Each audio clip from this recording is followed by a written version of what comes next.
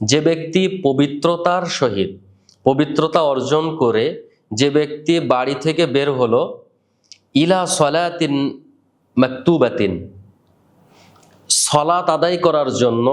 যে ব্যক্তি বাড়ি থেকে বের হলো পবিত্রতার সহিত, অজু করে যে ব্যক্তি বাড়ি থেকে বের হলো, আল্লাহ রাসূল সাল্লাল্লাহু আলাইহি ওয়াসাল্লাম বলছেন ফা আজরুহু ফা আজরিল হাজ্জিল মাবরুর, তাহলে ওই ব্যক্তিকে ওই রকম নেকি দেওয়া হবে